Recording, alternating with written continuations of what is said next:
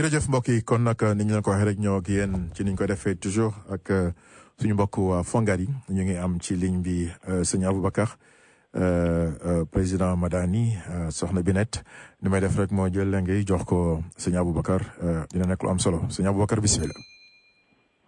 salaamaaleykum El Hadj. waaleykum salaam. di tàmbali d'abord di nuyu auditeur sunu Afrique yëpp di la remercier yow tamit ci temps bi ñuy jox pour ñu mun a ñëw fii chaque 2 semaines pour waxtaan ak diaspora bi ci mbiru Fonguat di nuyu aussi samay naataango yi ñëw tey ñoo fi nekkal chaque 2 samedi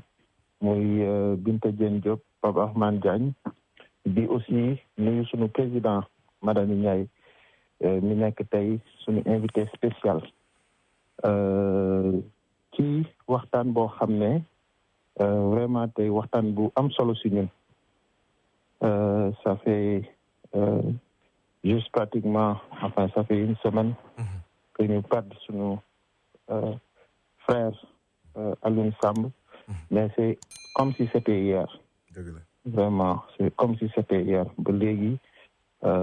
frais dans nos mémoires ñu ngi koy xalaat suñu xol tooy lool tey del si di waxtaan ci mbiru Alioune Samb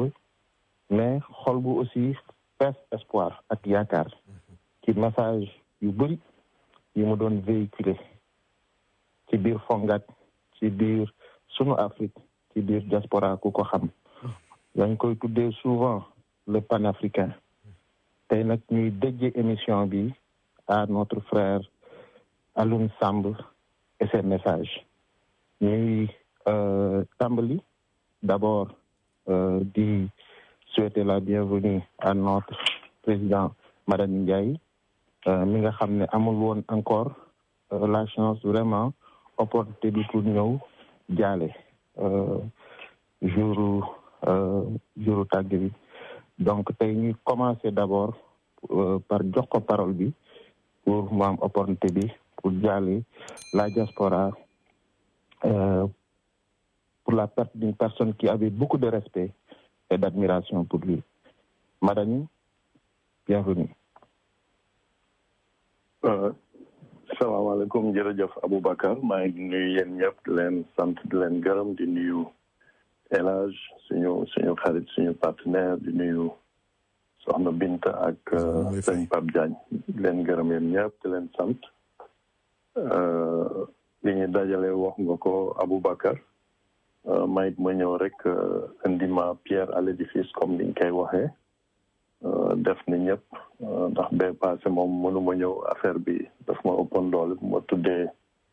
turu Alioune Samb rek dootuma mën wax mbir mi nag kéemaane loolu presque daanaka mësuma dal ma ne daal xaaral ma bàyyi ba yëf si sedd ci sama yaram maanaam 1 semaine après muy tey pour ma mën dellu si mën ci wax mën a jaale communauté bi yëpp kon nag noonu def na ñëpp rek di jaale suñu frère suñu xarit muy Alioune Samb yàlla na ko yàlla xare àjjana di ko jaale it mbokkam yi woo naa leen Minnesota wax ak ñoom frère am ak sœuram Thiaba ak Ousmane di ko jaale it El Hadj yéen tout le temps yéen a daan nekk sa genn wàll la woon di ko jaale communauté sénégalaise bi yëpp di gërëm aussi communauté sénégalaise bi ndax ñoom ñëpp wuyu si nañu jaale si jox def seen témoignage ñoom it yàlla na leen yàlla bindal tiyaaba di jaale aussi nag ci turu Fonguat ñu ngi koy jaale waat famille bi ak communauté bi yëpp ndax Fonguat yëpp métti lu nañ ko suñu xarit Alioune Samb yàlla na ko yàlla xare àjjana te it ñun it yàlla nañu continuer di ko bàyyi xel ngir bàyyi nañu héritage bàyyi nañu sas yàlla nañ góorgóorlu ñun ñëpp ñi nga xam ne yàgg nañ ko déglu te xam ko góorgóorlu ci sas bi mu ñu bàyyi ndax loolu mu ñu bàyyee lu rëy la bokk na ci li mën saafara problème mu jamono bi ñu jànkonteel nga xam ne àddina bi feebar na àddina bi jaxasoo na liñ ciy génne du dara lu dul ay valeurs positives yu kenn ku nekk ci ñun individuellement foo nekk dans le monde war a adopté di ko jëfe nag li jot daal mooy vraiment jëf passer à l'action positive booloo pour indi ay solution ci li ñu nekk ci réew yi ñu nekk ci biti ak surtout nag defar suñu Sénégal jërëjëf moo yemagum foofu wasalaam. jërëjëf président loolu weesoo ñuy tàmbali d'abord pour rappeler que Alioune Samb investir na ci Fonguat en avril 2019 donc mun nañu wax ne il fait partie des premiers investisseurs ci biir Fonguat te li mu investir ci biir Fonguat permettre na ko mu nekk mu toog siéger à l'Assemblée générale de Fonguat et pourtant ci réunion investisseurs yi kenn du ko dégg muy mbébét temps bi nga xam ne investir na ko wala ñu gaawantu ci paiement yi président investisseur bu mel noonu boo xam ne ni tout le temps mu ngi xool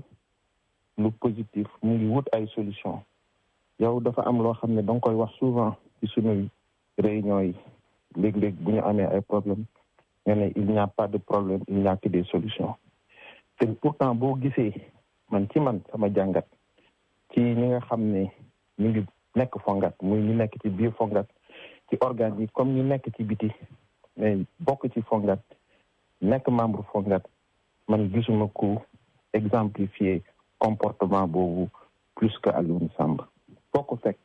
muy waxtaan ak nit ñi waxtaan ak membre Fonguat yi pour trouver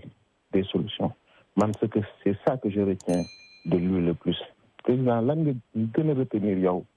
ci Alioune Samb. waaw jërëjëf Aboubacar question bu am solo la ndax fi mu nekk ni léegi yaa ngi dugg ci comportement doomu aadama jamono bi boo gisee lu bëre yàqu comportement la comportement bu nekk am na valeur mën na am valeur positive comme valeur négative donc bu ñu nee yàqu rek loolu mooy valeur négative moo fa dugg mais lu defaru rek valeur positive moo la defar loolu nag vraiment Alioune Samb incarné woon ndax li nga ko waxee la philosophie du Fonguat pas de problème que des solutions moom daf naan def fu mu gis problème daf lay woo ne la président wala Abou wala keneen dégg naa nangam gis naa nangam gestu naa ko mais dama yaakaar ne bu ngeen dawalee lii la nii wala dawal nangam solution dina am dinañ génn ci étape bi yéeg ci beneen étape bu gën donc dafa daan conseiller loolu nag vraiment def na loolu la ñu soxla tey ci jamono bu feebar bi foo gisee lu yàqu au lieu que nga critiquer da nga war a ñëw indi lu koy defar loolu mooy vraiment xel mooy sagesse donc loolu laa ci mën a tontu de façon globale. Voilà, merci président. En attendant de revenir de soit ci yeneen message yu notre frère feu Alioune Samb may diriger question bi cette fois-ci à El Hadj Ndao El Hadj d'habitude yow yaay hôte bi yow yaay poser question yi mais tey dañu bëgg la teg sur le banc des invités d'honneur pour nga répondre ñu une question je sais question boo xam ne ni wóor na ma ne c'est une question difficile ñu ñëpp xam nañu sa diggante yaat Alioune ñu mu meloon mais tey boo jëlee recul tey recul professionnel ngay jàngat ci nit ki ci le professionnel sur le panafricain ban message ngay gën a retenir ci Alioune Samb El Hadj. jërëjëf le frère Aboubacar ñu ngi nuyu ñëpp di nuyu président Madani nuyu bu baax soxna Binette ak sëñ Pape ak membre Fongad yëpp fu ñu mën a nekk ci àddina bi ak auditeur rajo Sun Afrique. Effectivement c'est difficile j'ai même arrivé à un point benn nga xam ne dañ ma ne El Hadj da ngay gëm yàlla nag xam ne la vie àddina noonu la quoi comme ni ko président waxee rek ndax balaa may ñëw ci tontu bi des fois man ak moom ak président dañ doon toog ci téléphone di wax 1 heure de temps en conférence call président Madani man ak moom lépp rek ci li nga ko laaj léegi mooy y a pas de problème mais il y a toujours des solutions macha allah ba fi ñuy wax ak yéen ñi ci information yi mujj jot roboguñ ko ñu am yaakaar ne dina doon tey kon mun nañ jàpp na mu ngi ñuy déglu ndax suuf féete goo ko kaw c'était une personne effacée comme ni nga ko waxee li mu mën a retenir mooy mun na ñëw toog ci bërëb boo xam ne nii lépp a ngi yëngu fi mu toog du fa bouger comme li ñuy yàgg wax rek y a que des tonneaux vides qui font beaucoup de bruit il en faisait pas partie nekk na koo xam ne nii macha allah ñëpp nangul nañ ne boroom xam-xam la woon wante li ma ci gën a jàpp mooy ku bëggoon diineem la woon ku bëggoon nit ñi nekk ci jàmm la woon ku bëggoon Afrique nekk ci jàmm la woon wante li ci gën a am solo lu mu mën a retenir Broda Aboubacar question bi mooy que ne ku gëm Fongad la woon ba gëm naa ne jàpp naa ne sax képp ku ko jàppale wuloon ci Fongad bi mun na la cemere du benn yoon du ñaari yoon il m'a toujours dit que ne El Hadj Fongad mooy solution bi bu demee li ci des yëpp dina dem et il me disait tantôt que ne donte nag président moom ci mbay mi dong lay le focus xam naa ne loolu suñu mbokk Saalén ñi la ci jublu ak mbàkke yi ndax yittewoon nañ loolu muy lu am solo tamit mais daf ma doon wax toujours ne buñ ci jógee li ci des yëpp ci lu mu mënta doon dinañ ci mën a yëngu mais daal question bi nga ma laaj Broda Aboubacar mooy que ne nit ku dal la woon ba man daf ma yéemoon c'est ba tey daf ma yéem ma taxagum foofu. jërëjëf El Hadj jërëjëf loolu témoigné nañ ko ñëpp témoigné nañ ko wax dëgg yàlla dalam intelligence am ak foi am dinañu revenir ci foi am bu ci kanamee parce que loolu dafa am solo may tourner question bi vers sunu jigéen sunu sœur Binta Diène Diop Binta sa xol tooyoon na lool semaine passée bi nga déggee nouvelle bi ñoo nga def ay témoignages émotionnels mais tey ñu dul si pour célébrer la vision de l'homme pour célébrer ses messages dafa am loo xam ne man sama bopp daf ma ko daan dund très souvent mu ne Aboubacar li ñuy def nii am na solo lool di collecter l'investissement di collecter des fonds de la diaspora pour dugal ko biir Sénégal ci pour soqali comme réew mi wante ni ñu koy defee boo ko xoolee mooy jaay ay action ba pare ne nit ñi dinañ leen neexal ci li ñu naan dividende mu ne ma loolu boo ko xoolee waxuma la sax sunu nit ñi nga xam ne jànguñu mais même ñu jàng notion wu action ak dividende soriwuñ ci parce que boo xoolee sunu sous-région benn bourse moo fa nekk te nekkul sax Sénégal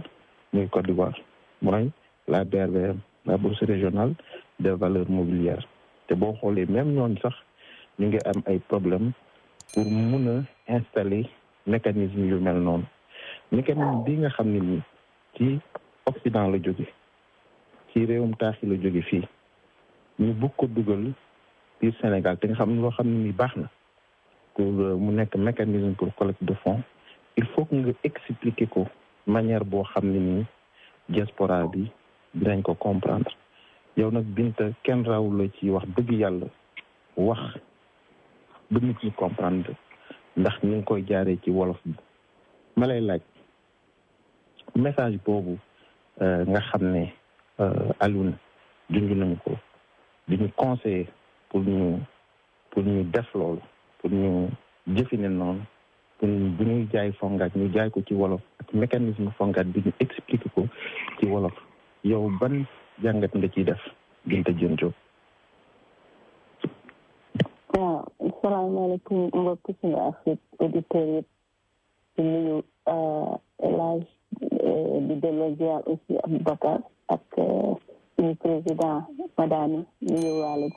aussi Pape Diagne di nuyu excellent waaw édition bi tey dama ne ni ma munti def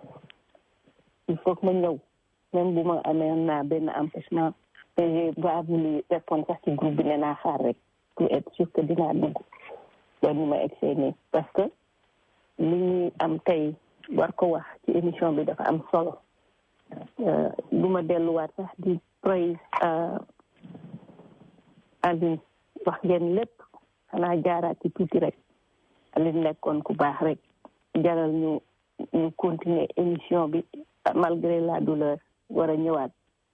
di wax nag ñëw dans le sens le plus positif avec les messages et les conseils de Alioune waaw message boo xam ne day indi mbooloo message boo xam ne dañu bëgg mbooloo mi ñoom ñooy ñëw indi seen doole ak seen xam-xam message boo xam ne ñu ngi koy adressé le peuple sénégalais ak peuple bu mu doon munti doon Alioune ñëw di insister pour ñu joxe message bi ci wolof te boo fàttali ko Aboubacar man bi ma egsee ci fongaat aussi loolu laa defoon Alioune ñëw di ko poussé waat ñu ci gën a encouragé parce que majorité sénégalais yi bu ñu jàng français lu ñu mun comprendre français léeg-léeg message bi day diis soo ko délivrer en français mu am lu leen di échappé soo ko waxee nag ci làkk bi ñu nàmp ci lañ koy gën a mën a retenir surtout ci mbirum jënd ak jaay il faut savoir convaincre l'acheteur ci ngay gën a mën a faram-fàccee ci produit parce que nag moom la ñu nàmp lu ñu maîtriser français bu ñuy wax wolof wala bu ñuy wax tukulóor ba wala kiy wax bambara bi wala kiy wax joolaa saa joxe message am audience boo xam ne boobu làkk lañ nàmp message bi day jàll comme daal nekk un produit boo xam ne nag bees ba pare nekk loo xam ne dañ ci bëgg woo mbooloo mi ndax mbooloo mooy indi doole kon man tam bi ma ñëwee dama defar sama message yëpp en wolof di ko yónnee nit ñi si la nit ñi doog réagir di wax ne wallaay bi ñu ko defee ci wolof nag laa gën a comprendre donc si la fongaat xool ne ñun bu ñu nekkee entre ñun di def suñuy réunion bu ñu neexee ñu def ko français bu ñu bind ay bataaxal di ko yónnee ay institution dañ koy bind ci français ndax français bi moom la ñu bind formaliser ko bu baax mais bu fekkee ne nag dañuy wax ak mbooloo mi léeg-léeg sax ci fongaat dañuy réunir ñun ñëpp président ba ci suuf wax benn affaire ba mu yàgg daal di ko bantuwaat ci wolof nga gis ci lay gën a yomb pour nit ñi comprendre le message à 100%. kon nag Alioune bu ñëwee fekk fi loolu gën ñu pousser vers ça day wane ne que moom li ñuy ñor na ko vision bi ñu am na ko moo tax mu duggoo woon ak fongaat ba pare mën a toog ci banc bi di ñu jàppale te jàppale boobu moo indi tey ñu nekk ci rajo Sunu Afrique di wax bu ñu ñëwoon rajo Sunu Afrique di jaay fongaat en français du ma ne duñu déglu de waaye réaction yi positivement vers les achats xëy na du nekk une réaction massive bi ñu fi am boo gisee vraiment booy jaay am benn moment nga dem ba 500% loolu avancement bu mag la kon Alioune li mu ñu doon wax fekk tamit ñu nekkoon ci ñu ñëw gën ci poussé kon réussir rek lañ ci mënoon am kon nag wolof mooy la langue choisie pour jaay fongaat au peuple sénégalais kon loolu moom duñ ko mës a wàcc man delloo la parole bi Aboubacar. jërëjëf Binta. Nelson Mandela dafa daan far di wax ne when you talk to people in a language that is not their mother tongue, they listen with their mind. When you talk to them in their mother tongue, they listen with their heart. maanaam nit booy wax ak moom nga wax ak moom ci kàllaama boo xam ne du lu mu nàmp xel la lay dégloo wante booy waxtaan ak moom ci kàllaama boo xam ne daf ko nàmp xolam la lay dégloo te Nelson Mandela loolu la daan def yow Binta yàq Alioune da ngeen a comprendre notion boobu moo tax boo leen di wax ak investisseurs yi da ngeen di insister pour ñu wax en wolof te lu mel ni investissement Fonguat il faut que ñu waxtaan ak nit ñi ci seen xol te vraiment loolu da ngeen ko partagé woon yéen ñaar yàq Alioune man mii sama bopp jàngal ngeen ma ci lu bari ba tax na sax li ma yàgg bitim réew wolof bi réeroon na ma bien que Pikine laa juddoo yaroo fa donc waroon na làkk wolof comme ñëpp mais xawoon na ma réer ba yàlla def na ma dellusiwaat gën a defaraat sama wolof gis ngeen ne sama wolof mu ngi gën a amélioré wu te loolu ma leen koy remercier surtout yow ak Alioune c'est très important rappel boobu muy tourner maintenant question bi à notre homme mun naa wax de confrérie de foi Pape Abdourahmane Diagne Pape boo xoolee sunu leader yu bëri en Afrique ñu ci bëri wax dëgg yàlla du intelligence moo ñu manqué du compétence moo ñu manqué mais li ñu manqué très souvent bu dee dëgg rek a tax ñuy wax mooy ngëm-ngëm foi te ku xam Alioune xam ne c'était une personne de foi au-delà des compétences ak intelligence bi El Hadj Ndao souligné nit ku amoon ngëm-ngëm la nit ku amoon foi la Pape ban importance nga gis ci foi ci leadership pour mun a accomplir les messages de Alioune Samb Pape Abdourahmane Diagne.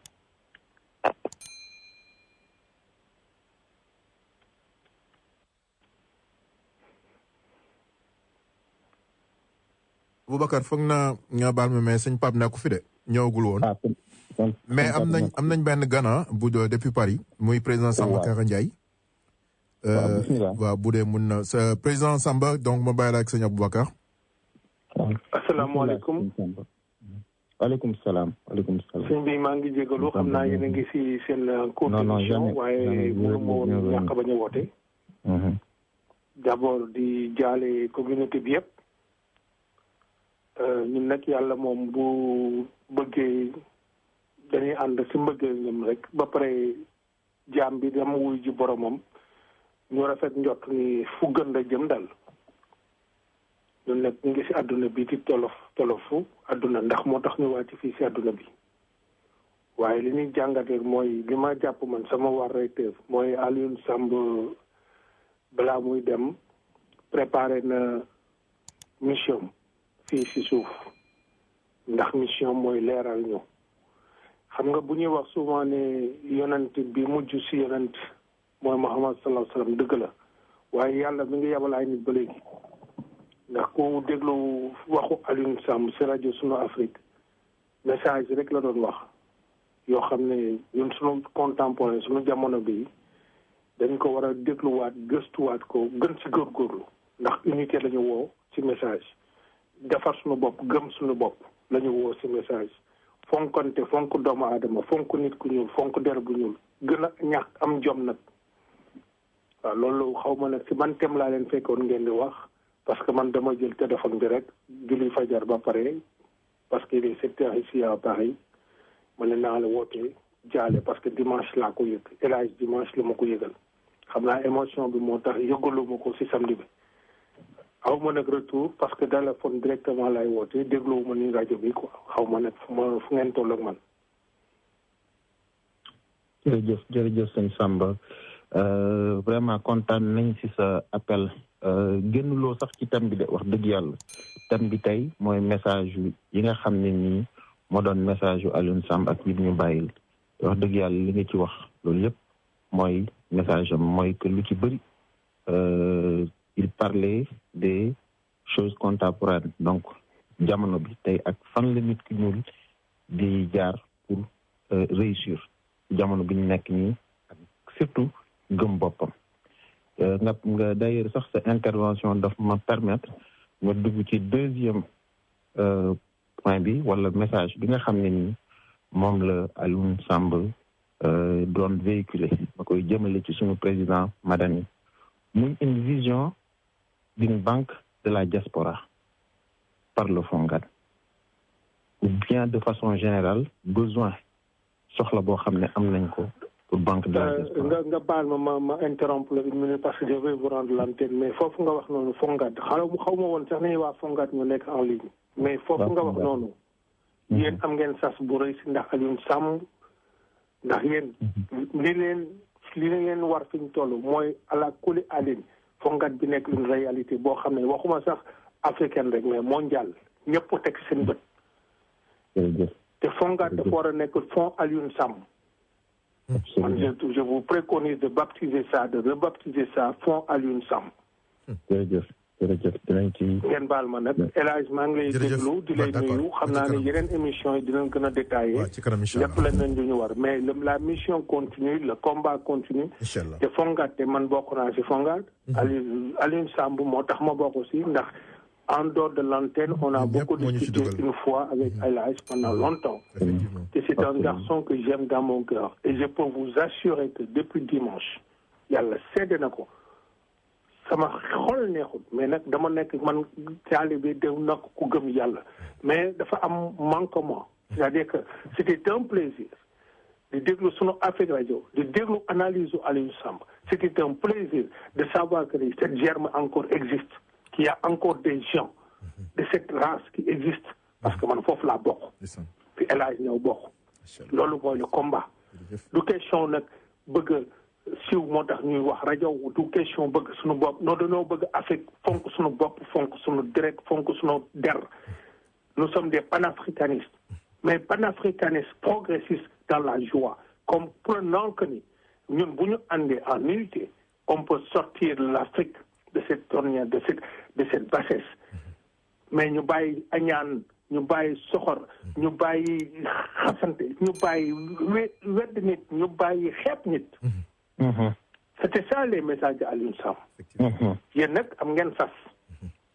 yéen ñi nekk si bopp FONGAD laa wax ngeen xoolaat seen bopp xoolaat seen toogaay xam ne fii adduna bi diggante nooyi bi ngay nooyi ak beneen bi xamoo ndax di nga dund ndax Alioune nax nañu dem na képp ku nekk FONGAD nga am si responsabilité delloo si sa bopp si suuf nga xalaataat sa bopp nga xam ne ak humilité ak modestie ngeen mën a accompagner le projet de Alioune Samb ba mu nekk une réalité ngeen liggéey ko ñëpp di si seen njëriñ parce que l'Afrique en a besoin les Africains de la diaspora surtout ñu nekk États-Unis vous en avez besoin man xam naa li may wax parce que structure yi nga xam ne yeneen africains yi am nañ ko en France wala ailleurs en Europe yéen Amérique amu leen ko vous êtes livré à vous-même vous êtes livré à vous-même sur le plan médical sur le plan bancaire sur tous les plans parce que liggéey naa Amérique te dama fa nekk ba léegi ndax man sama liggéey ma nga foofu ba léegi sama cabinet mi ngi foofu ba léegi xam naa li ngeen di daj xam naa lu ñuy daj bul kenn nax sa bopp bu kenn neexalee si benn côté na xalaat y a 1000 qui souffrent à côté donc unité bi c'est important c'est primordial ngeen baal ma nag si wax ji jërëjëf président ñu ngi kontaan xam naa dinañ la jël ci kanam incha allah ce serait avec plaisir incha allah sëñ Aboubacar mu bàyyi la nga yeggali waaw voilà jërëjëf El Hadj vraiment intervention bi am na solo lool ba du ma def leneen lu dul jox lenge yi wala sunu président Madani pour mu tontu investisseur u FONGAD boobu wax dëgg yàlla intervention am na solo lool te kontaan nañ ci président Madani. waaw jërëjëf Aboubacar di gërëm bu baax suñu doomu baay boobu moo juumul Samba Ndiaye la de la moom la effectivement. voilà ñu ngi koy gërëm bu baax kontaan bu baax ci lu mu wax ndax boo ko dégloo xam ne kii xol lay waxee mu bëggoon manit dalal xelam ndax Fonguat ba muy juddu nit ñi dañuy foog ne fii la juddoo ci États-Unis maanaam en 2015 6 ans ci gannaaw li ñu xamul mooy man bi may xam Alioune Samb am na ñeent fukki at dafa daan ñëw suñu kër di seet si samay rak à l'avenue Bourguiba cité Bourguiba si yàgg na ko wax moom ak ay xaritam ñoo xam ne aussi samay cousin àqan lañu ñoom Bàcc Samba Lawbe Ndiaye qui est l'un des plus grands bassistes maintenant en Europe ñu créé woon seen orchestre foofu à la Padoua tuddee ko Mbissane mu nekk un thème spirituel te ñu nekkoon des jeunes spirituels te ba tey ji noonu Alioune mel noonu it le groupe boobu ko ci seppi rek noonu lay doxalee noonu lay xalaatee donc ñun bañ daan daje ci benn garage foofu à Bourguiba li ñuy wax nii tey ñu ngi ko doon wax yaa 40 ans ci gannaaw dañ ñu jàppee woon ay dof parce que ay jeunes yu mënoon continuer nekk ci lu leen neex bàyyi lépp dellu seen borom dafa jafe woon gis on parle des années 81 82 ba ay 90 après nag ñu bëree génn tukki dem butim réew buti doole donc Fonguat bu muy judd mën nañu ne la première graine est née ñeent fukki at ci gannaaw bi Alioune ñëwee États-Unis ma ñëwee États-Unis xaw ma woon ne mi ngi fi xamul woon ne maa ngi fi ba bés ci waxtaan rek moom it mu daal di ma woo feeñu ma fàttaliku ma mu nekk connexion bu doy waar ñu delluwaat ci lañ daan wax ci jamono boobu indi ko ci jamono bi ñu nekk tey lépp méngoo plus Fonguat bi ñu créé mu rafetlu ko gestul ko boppam ne ma ca dëgg-dëgg du ma la ko nëbb gestu naa ko ndax jamono bu jaxasoo bi looy dugg daa ko gestu te li ma gestu doy na ma moo tax ma ñëw adhéré te dinaa ci indi sama wàll boobu vraiment xaw ma woon naka la ci indee sa pierre à l'édifice mais naka boobu def naa ñun ñëpp jot nañu tontu bi di encore une fois dalal xelu suñu frère Samba Ndiaye di ko xamal ne li fi Alioune bàyyi dafa nekkoon ci xol yi ba pare du man du Alioune du keneen suñu borom la ndax ñun dañu mës a gëm ay décennies ci gannaaw que lii ñuy dox tey li suñu borom bëggoon mu am ñu ko dox la ni Samba waxee mi ngi woote pour que nit ñi defaraat seen jikko nekk des personnes humaines maanaam ay nit yu nite ndax nit bu nitewul rek ma nga ca safaan ba jaww sax tudd loolu lan la loolu mooy feebaru jamono bi donc nit ñu nite yi ci suñu xam-xam bu gàtt ak suñu sob ci gestu téere yi suñu borom wàcce téere yépp nag tous les livres théologiques am na fu ñu foree mu ne mujjum jamono dinaa boole samay nit mooy ñan mooy ña nga xam ne ñi nekk ci coono di muñ di wax lu baax def lu baax te gore mel na nag ay gaynde yu xiif dëgg mu ne ñooñu mujjum jamono man maa leen di sam bopp dooleel leen pour ñu defar li yàqu bu ko defee doomu aadama yi mën a gis ni ma bëggoon ñu yore alal ci kaw suuf ni ma bëggoon doomu aadama comporté woo ci kaw suuf donc li may wax ni mën nañ ko jàppee nu nekk te li may wax ni Alioune ci boppam daf ma ko confirmé waat su ma juumul une semaine avant mu dellu ci boromam daf ma woo ne ma depuis 2 mois ñaar essayé communiquer ak man mais demal daan tontu ne la mënuma wax de mën nga ma rek yónnee message boobu xaw ma woon ne feebar bi jàpp na ko lool bés boobu nag bañ ko defalee traitement boo xam ne joxaat na ko doole ci la ma woo wax ak man ci baat bu leer ne ma grand daal li ma lay dénk mooy fi ma nekk nii suñu borom laa gën a jege xaw ma ndax àddina bi dinaa fi toogaat lu yàgg mais li ma leen di xamal mooy yéen Fonguat li ngeen yëkkati du yéen suñu borom ci boppam moo leen ko sas projet bi borom bee ko moom ma lay ñaan rek nga góorgóorlu ak waa Fonguat ak képp kuy membre Fonguat maanaam képp kuy investisseur na ngeen góorgóorlu dem wax ak suñu yeneen mbokku sénégalais yi ak suñu mbokku africain yi pour que produit bii ñu xam ne ñoo ko moom nañ ñëw dugal ci seen loxo ndax lii moo war a defar Sénégal lii moo war a defar Afrique lii la ma bàyyee boole mag nag ay président d'association yu rëy bugguma tudd tur moo wax ak ñooñu it confirmé ma la même chose ne leen loolu leen àlluñ dénk du ñàkk it am na ñu bëri ñu ko dénk xam naa ñooñu it dinañ ci wax incha allah donc pour dalal encore maa ngi koy répété waat dalal xelu encore Samba Ndiaye li ngay méttudlu xamal ne ñu nit moo nekk suñu xol loolu la ñuy méttudlu ba pare ñun dañ ko transformer en action ndax dañu newoon ku nekk mën nga nekk bitim réew am fa la nga soxla ne sama yoon ci Sénégal loolu yomb na loolu am na ñu koy def mais ñun dañu sacrifier suñu lépp suñu temps suñu moyen ba tey jii depuis presque 10 ans pour que Fonguat juddu parce que bés ba Fonguat juddu en 2015 boo demee il faut nga delluwaat ci gannaaw xam ne mbir mi dafa am historique dafa amoon phase sensibilisation d'au moins 3 ans pour ñu sanc mbir mi dajale nit ñi sanc ko donc yooyu yëpp pour wane ne Fonguat du hasard suñu mbiru borom la na ko ñëpp xamee noonu lii dafa nekk yoo xam ne duma ci bugg di wax en public mais comme àll mi ngi ci dëgg ñun ñu nekk ci safaan bi li ma bàyyee il fallait que ma ñëw tey partager ko ak ñëpp ñu déggee ko noonu ma yamagum fii balaa may guddal wala balaa may dugg ci ay émotion ndax wax yu diis la suñu borom moom boo ci wax rek day am yooyu yëg sa borom surtout bu dëggoo kon ma yemagum fii sëñ Samba di la gërëm di la sant di la xamal ne ñun ñëpp ñoo bokk liggéey bi comme j'ai l'habitude de le dire Fonguat ku yëg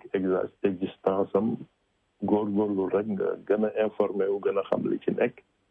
def sa bopp ambassadeur u organisation bi foo dem wax la nit ñi sensibiliser leen wan leen ne lañ doon wut judd na am na mi ngi dox maanaam liir bi judd na léegi jug na ak ay tànkam mi ngi dox mi ngi jéem a dëgër des na tuuti mën na màgg nekk adulte léegi ñun ñëpp ñoo ci war a jàpp képp kuy sénégalais ci bitim réew surtout dans la diaspora ak aussi suñu mbokk ya ci réew mi di ñu dégg ñëpp war nañu jug jàpp ci ndax li ñu naan quand la case de Birama brûle da ku nekk wuti ndox ñëw fay ko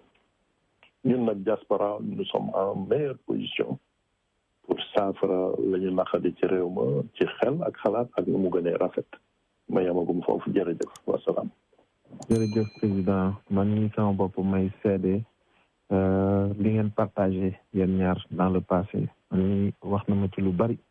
wax dëgg yàlla. am nañu aussi monsieur le maire bëggoon na intervenir mais balaa ñuy dem ci moom ñu permettre à El Hadj mu dem fay ay facture ñu waxtaan ñu continuer waxtaan bi après El Hadj. voilà jërëjëf voilà jërëjëf sëñ Aboubacar balaa ngay ñëw ak monsieur le maire am na benn auditeur bu nekk ci ligne bi mbokk mi voilà il est parti kon nag foog naa sëñ Aboubacar ñu dem ak monsieur le maire. waaw jërëjëf waay tey ñu kontaan lool di recevoir monsieur le maire mu ngi ci ligne bi di nekk koo xam ne tamit membre de Fonguat la investisseur dès les premières heures mais investisseur tamit ku vraiment positif koo xam ne mu ngi gëstu Fonguat di topp Fonguat di ñu encouragé ci lu bëri te xam naa ne membre Fonguat bu nekk rek am na ci yow dara lu muy fil ci xolam donc monsieur le maire. Aboubacar. maa ngi lay ziare bu baax a baax di. leen ko ñëpp seen yëguwaay. depuis samedi ba léegi nag kàddu yi mënta jóg ca kaw a kaw a kaw ndax li ñuy yëg suñu xol dafa diis ndax dañoo ñàkk koo xam ni wax dëgg yàlla dafa nekkoon li may mën a wax mooy koo xam ni ci Fonguat mën naa ni sax nday Fonguat doon nañ ko wax ba pare nekk bàyyi Fonguat ndax li mu fonkoon Fonguat maa ngi jaare nag sëñ Madani bu baax a baax a baax xam nga lépp lu nit téye jàpp ko bëgg ko ci xolam rek daa am reen ba tax mu bëgg ko Fonguat Madani mi ko jiite sama jëkkër gisante ak moom ci jàkka la Moussa si présenté ma ko à Atlanta ñu jógee fa suñu ñaareelu gisee mu nekk ci forum bi ñu organisé woon à New York bi waa Fonguat waa FONGIP bi joxe 500 millions yi di ko garantir waa Fon ma ñëw fa man tamit si sàkku si man tamit lu ñu ma defal ngir groupement bi ma yor Aboubacar maa ngi dajeeg yow Atlanta ngeen amoon fii kii bi ngeen fi ñëwoon yaag Bamba Thiam Alphonse moomu ak Adja Juma Jaxate jeeg jóge ñu ñëw fi daje fi dem ci américain yi dem fi def fi ay sortie tournée wundeelu ba maire bi joxoon ni fi benn mool bu rëy ni dinañ ko jox waa Fonguat ngeen def ci liggéey bu rëy ba pare àndaat ak maire bi dem ba Sénégal wan ko Sénégal te léegi loolu nekk na projet boo xam ne tey bu ñu ko yàlla defalee ñun ñooy les Sénégalais ñoo maa ko tuddee woon keroog African Village li leen doom juddu na waaye loolu rek bu ñu ko toppee mool boobu dama koy romb toujours mais mool boobu rek bu ñu ko joxoon waa Fonguat rek doy na ci investissement biir Amérique d'abord pour Fonguat